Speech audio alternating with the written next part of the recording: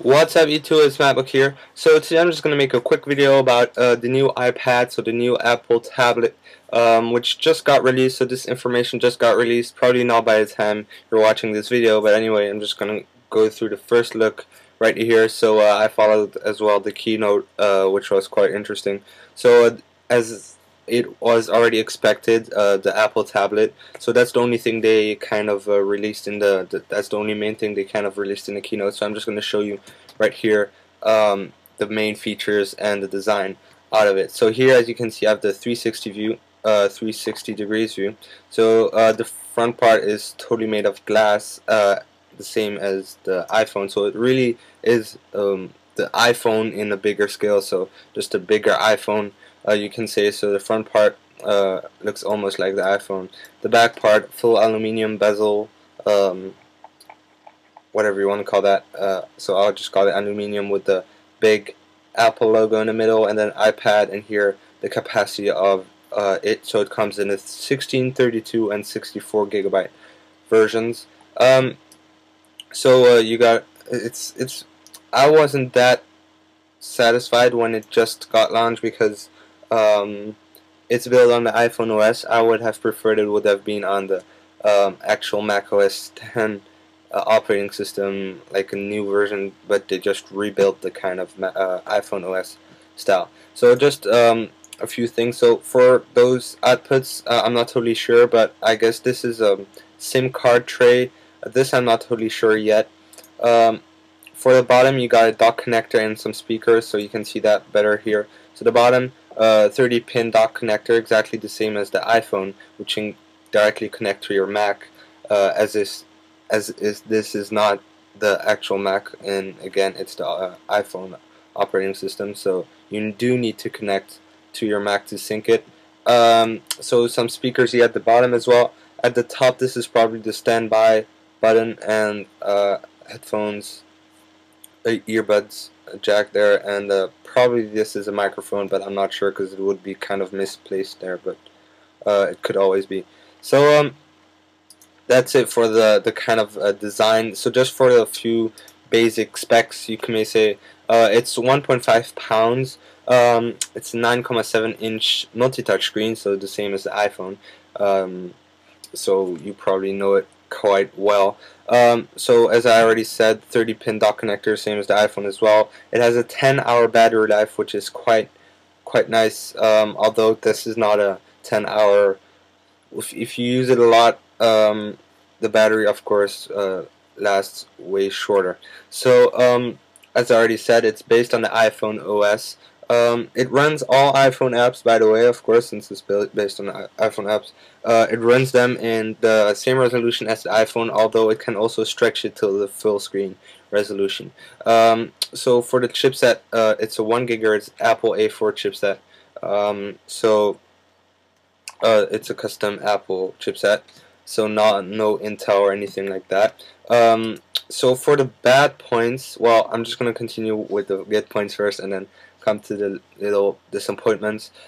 So the SDK, by the way, is already available on their website, because it's almost the same as the iPhone OS, but it's still a little different in dimension and stuff, so there's new SDKs for that and stuff like that.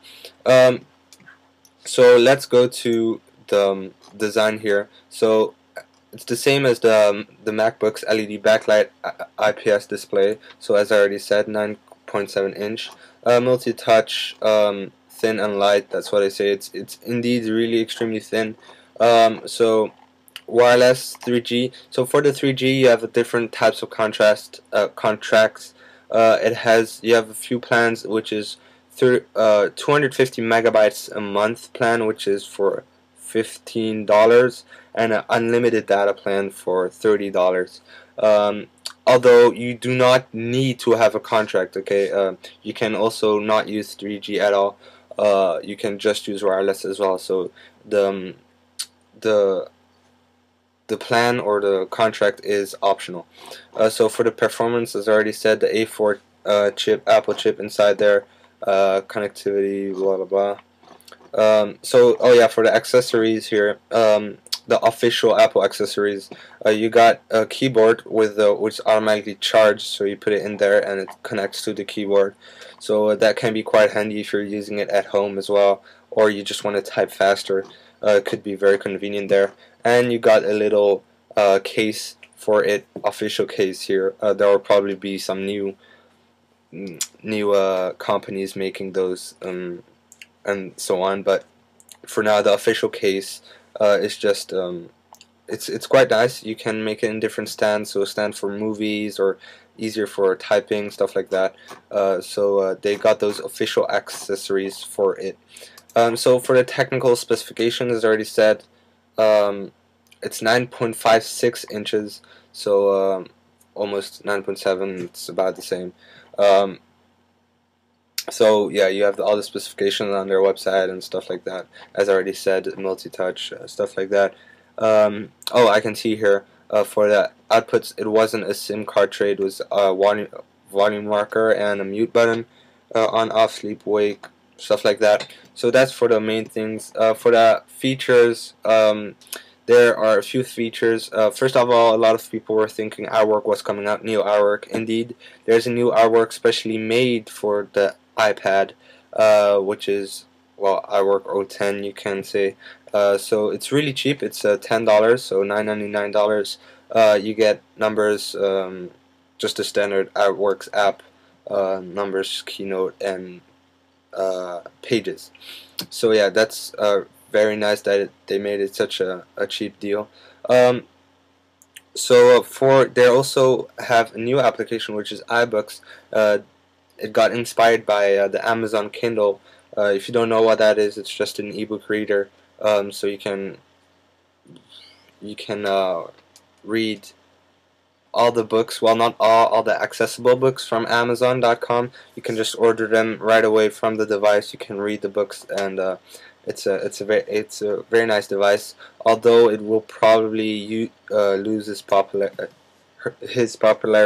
because of the new iPad. We'll see about that. So just a quick transition there. So if you get the iPad, first of all, it will ship in the 60 days coming from today. So today it's, if you want to know, 27th of January, since today was the Apple event. And so it will ship from 60 days from now. So you will be able to buy it on their website. You can click on Notify Me, and they will notify you as soon as it is available. So if you get if you get it right away in the box, you get, as they say here on their website, the iPad, of course, dock connector to USB, and a power adapter. So that's all. You do not get the keyboard and the case with it, if I'm correct. So I'm quite sure, actually. Of course, it's environmental friendly. Sorry for that word. Environmental friendly. So as usual, all the Apple products. So yep. So as I said, the accessories, you do not get them. So now for the pricing, there have been released some pictures here. Let me find the picture so I can show it to you. So it's easier to understand. So yeah, here you go. So the pricing is quite simple. So you got three versions: 60 gigabyte, 32 gigabyte, and 64 gigabyte version, and that's it. So there are a few things. So there's a Wi-Fi and a Wi-Fi plus 3G. So the plus 3G, as I already said, unlimited data plan is $30 per month, and 250 megabytes is $15 a month. So this is with the 3G adapter, 3G enabled. So you got the 16 gigabytes. So the lowest price of all is $499. So for the people in Europe, international, other countries than the US and Canada, I'm not sure. I'm just gonna put the prices here at the side. So for the people, as I was saying, for the people outside the US, Apple said that they will contact providers outside the US, in Europe and stuff, in June. So from then on, they will probably enable 3G in other countries. So let me just probably it will be around 350 euros in Europe countries, or in other countries which use euro, or otherwise just use Google to convert that. So that's for the lowest pricing. So then you got the 32 gig version Wi-Fi is $600, and the 64 gig version is $700. So I think it's quite expensive, the things between, just for the extra 3G. I think it's a huge price difference. It's really expensive. But I guess some people use it. Personally, I won't use 3G that much. If I would get it, I won't get it anyway, because I'm still generally quite disappointed. So for the 64-bit, the most high-end, it's 829. So the rest of the prices, I mean, you can see yourself here, the prices. So yep, that's the prices, 6 different versions. So yep, I hope that works for you. So for the prices, I'm quite happy because it's not that expensive, especially the low end. For me, low end. For me, of course, I will only get the Wi-Fi if I would get it, as I already said. So I would probably get, for me, mid-range version. I think that's quite good enough. 32 gig, quite good enough. So as I said, a few features here, which I already covered in the previous one. For here in the box, I already said, and here you got a few extra features, which are the apps mainly. So you got Safari, which is just the main browser. It's a little different interface. They changed the UI a bit, so you can use, it's quite smooth, really smooth actually. Safari browser, which is of course built in. You already get it. So for the mail application, it's not at all the same as the mail you get on your iPhone actually. Although the application almost looks the same, but for writing mail and stuff, they really changed it. You can see a image preview there. So yep. And for the photos, I mean, the photos is they already said that you can you have stacks for each album, and you can, or like how do you say that? Pinch and zoom and stuff. Pinch and zoom. You can do that to take a sneak peek of all the pictures, or you just tab or just zoom in totally to see all the pictures in the album, and then you can of course select any photo from there to see in full screen. For the movies, you can just watch high definition movies and TV shows. YouTube is compatible, although there's no Flash. If you didn't know that, there's no Flash. So on websites with Flash enabled websites, you will not be able to see those Flash elements. So iTunes is indeed, you can directly purchase, as the same as the iPhone, purchase movies, music, TV shows directly from iTunes to the iPad. And you also have the iPod application, which is kind of iTunes. The interface is really similar to iTunes, just a little simpler because of you cannot sync your iPhone to your iPad, for example, if I'm correct. Maybe that will be in future ones. So as I already said, I don't know if I covered this, the iBooks. So you can buy books. Oh yeah, I already said that. Which is almost similar to the Kindle, Amazon Kindle. So you can buy books. They got a few different authors or producers, or however you call those. Sorry for my English today. It's not my best day, I guess. Let me just find a picture quickly. So I have all the pictures saved. Apparently I don't have the picture, so it's the picture with all the different authors which Apple partnered with for their books. So you will probably be able to see those soon on iBooks. So the App Store is really similar to the App Store on the iPhone, although it's of course a bigger screen, so you can see preview and stuff. So you can see all this on the images on the website. Google Maps, Notes, quite nice interface for the notes, by the way. I would think. Calendar, really nice. I think the calendar is a really great improvement because you can see the days, the calendar of the month, and then all that points you got on one day. Really similar to icon on the computer on your Mac, or whatever you're using, Google Calendar or whatever. It's really similar to that. Contacts is quite similar to the iPhone as well, although it's just a bigger screen, so you have more detail and more nicer interface. The home screen, and the Spotlight search, which is just of course the same as the Spotlight search we got on the iPhone 3.0. iPhone OS 3.0. So yeah, that's it for those little features. So my personal view, oh yeah, the few bad points I would say, especially no flash. That is really something every time people are asking for it. They're probably thinking HTML5 is coming out soon, so flash won't be needed. That could be one maybe, or they just don't want flash. Maybe it lags the. Although I mean, it's known that on Macs flash is not that great. I mean, it's even bad if you're trying to watch full HD videos.